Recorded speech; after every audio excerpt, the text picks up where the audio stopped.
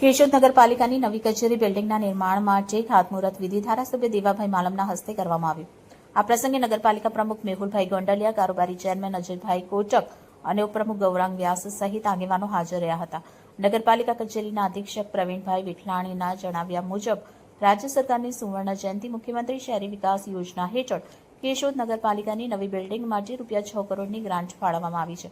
ઉપરાંત વર્ષ 2025-26 માટે વધારાની ₹1.50 કરોડની ગ્રાન્ટ મંજૂર થતાં કુલ ₹7.50 કરોડના ખર્ચે 3 માળનું આધુનિક અને સુવિધાસભર બિલ્ડિંગ તૈયાર થશે।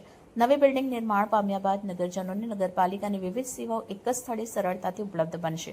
સાથે સાથે કર્મચારીઓ માટે પણ આધુનિક અને સુવ્યવસ્થિત કાર્યસ્થળ ઉપલબ્ધ થતાં કામગીરી વધુ ઝડપી અને અસરકારક બનશે। ખાતમુહૂર્ત કાર્યક્રમમાં ભાજપના હોદ્દેદાર, કાર્યકરો, નગરપાલિકાના સદસ્યો અને કર્મચારીઓ મોટી સંખ્યામાં ઉપસ્થિત રહ્યા હતા। નવી બિલ્ડિંગ પૂર્ણ થયા બાદ કેશોદના નાગરિકોને નગરપાલિકા સેવાઓ વધુ સગવડભરી રીતે મળવાની આશા વ્યક્ત કરવામાં આવી હતી। રિપોર્ટર હર્ષ પરડા, A2Z ન્યૂઝ, કેશોદ। વિઠલાણી, કચેરી અધિક્ષક નગરપાલિકા કેશોદ।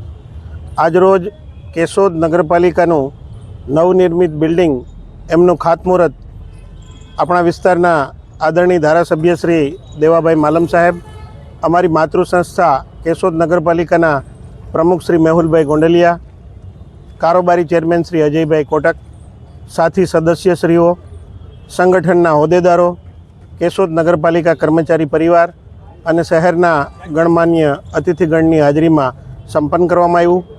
આ નવનિર્મિત બિલ્ડિંગ છે એ સુવર્ણ જયંતિ મુખ્યમંત્રી શહેરી વિકાસ યોજના ગ્રાન્ટ 6 કરોડની નવા બિલ્ડિંગ માટે જે ફાળવવામાં આવી છે એમાંથી આ બિલ્ડિંગ આજરોજ ખાતમુહૂર્ત કરવામાં આવ્યું।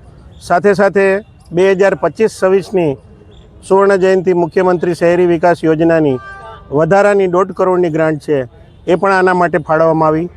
એટલે કુલ 7.5 કરોડના ખર્ચે આ G+3 3 માળનું જે બિલ્ડિંગ છે એ અહીંયા નવનિર્મિત થશે, જેથી નગરપાલિકાનું અદ્યતન આધુનિક સુવિધાસભર જે બિલ્ડિંગ છે એ સ્ટાફને મળશે અને લોકોને પણ કેશોદ છોડી અને કેશોદથી દૂર જવું નહીં પડે। શહેરની મધ્યમાં આ બિલ્ડિંગ છે એ લોકોની સુખાકારીમાં પણ વધારો કરશે અને એમને રોજબરોજની જે કંઈ ફરિયાદો છે, રોજબરોજના જે કંઈ પ્રશ્નો છે એના નિકાલ માટે ચારચોક મધ્યે જ જે જૂનું બાલ મંદિર બિલ્ડિંગ હતું ત્યાં આ નવું બિલ્ડિંગ છે એ સાકારિત થશે અને જેથી લોકોની સુવિધામાં વધારો થશે।